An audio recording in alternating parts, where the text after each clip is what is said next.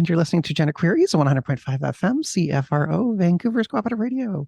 And joining us now is Anton King Rose, who runs Trans Death Care. Welcome, Anton. Go ahead, introduce yourself and let us know your pronouns. Hello, my name is Anton Kingrose, and my pronouns are he, him. I'm a transgender male, originally from the Sunshine Coast, and living in Kelowna currently. Yeah, so you have this, well, not necessarily new organization, Trans Death Care. Can you tell us a little bit about it? Trans Death Care started off as an initiative on advocating for LGBTQ, specifically trans rights at death and post-death. I saw there was nothing really about trans death on the internet Yeah, other than murders or missing people. And I decided there needed to be something to help educate the end of life community about trans rights and how they should be treated at death. so I noticed that Trans Deaf Care is now a Transcare BC resource, and I'm wondering if you can talk a little bit about that. I'm not affiliated with Transcare BC in any way. I am an outside resource. They are just referring people to me if they feel they need my services and if they are looking for end of life care services. Yeah, so Yeah. what does that look like?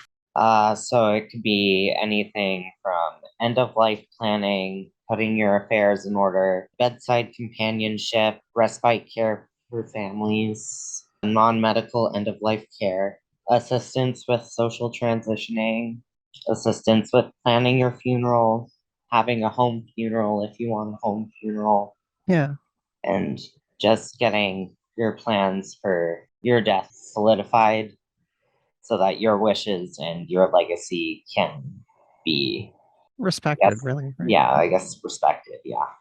Yeah, like I know when my partner was dying, it was a bit of a struggle to get her legal name changed because once you die, you can't change your name. Or once you die, a name change certificate won't be generated. So, Yeah. yeah, and that was very important for her. Yeah. It sucks when people die and aren't remembered as the person they are. They're remembered as the person they were before they came out. And that's just not respecting that person's life at all. Yeah. And it's not honoring them. And it doesn't make things any better, if you're in No. palliative or wherever. Yeah. Does a lot of your work kind of center around like palliative care experiences or hospice or It comes from the personal experience of having a friend who was trans complete suicide, yeah. and her family did not honor her in any way. There was no word on what the disposition was. There was no funeral, nothing.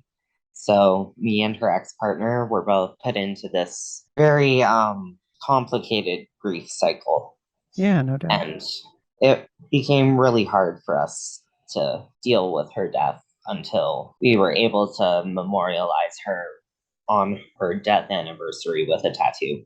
Yeah. I see the word deaf doula. What does that mean? Well, a death doula is a non medical end of life caregiver, an end of life consultant. It's someone who really understands the end of life process and the death and dying process. And they have been trained to help assist you plan your perfect death, if Okay. that could even be an achievable thing. But Yeah. they make sure you have a good death, at least. And so it sounds like there's certifications. Can you tell us a little bit more about that? Currently in Canada, you do not need a certification to become a death doula, but most death doulas do get certified by accredited universities and colleges Yeah. because everyone needs proof of training these days to be able to show that they provide services. There is a death doula network of BC, which lists all the members who are death doulas in BC, which is nice. And there's also the International End of Life Doula Association, Okay. and they also have doulas that are in Canada. So Yeah. So like as part of the education process and the certification process you undertook, could you tell us about how being trans or wanting to work with trans people made your experience different? working with trans people and LGBTQ people at the end of life, my learned experience is that most people who are LGBTQ have some strain in relationship with their family and their next of kin.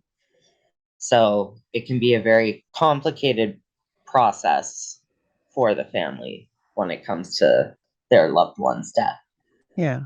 And a lot of what a doula does is help the family learn how to grieve properly and prepare mentally and emotionally for their death. So it's a lot of support and doing legacy projects and making it a learning process as well for the family.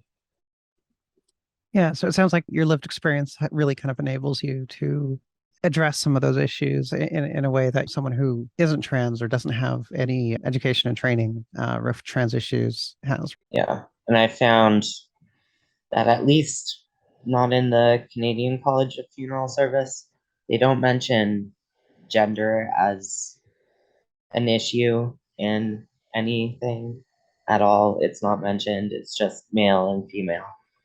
Yeah. There's so a lot of the end of life training programs can be more inclusive for sure. Yeah. Yeah. Yeah. And think that really resembles a lot of general medical care as well. Like doctors and nurses have like no training on queer trans issues. And yeah, so it's important to have someone with lived experience to fill that in because the general training doesn't. Yeah.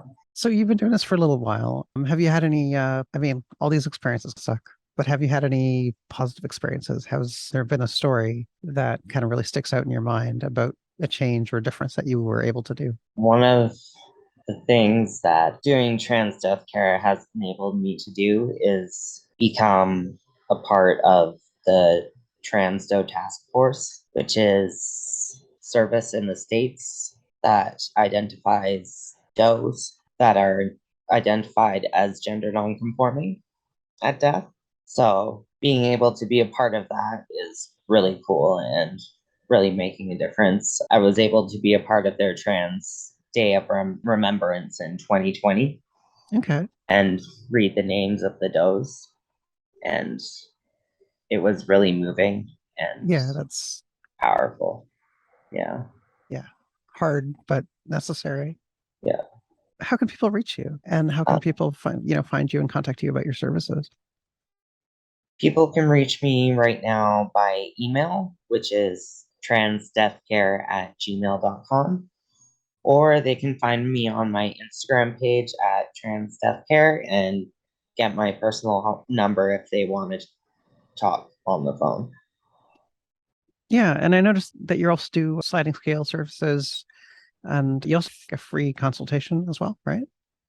Yes, free consultation. It's around 30 to 45 minutes. Just you telling me exactly why you want to use my services. And then we can talk about your financial situation and your financial need. And we can work on price for my services that works for you. So it's going to be individual to everyone's situation. Yeah. Yeah. Well, thanks. That was Anton King Rose, who runs Trans Deaf Care, and you can reach them at transdeafcare@gmail.com.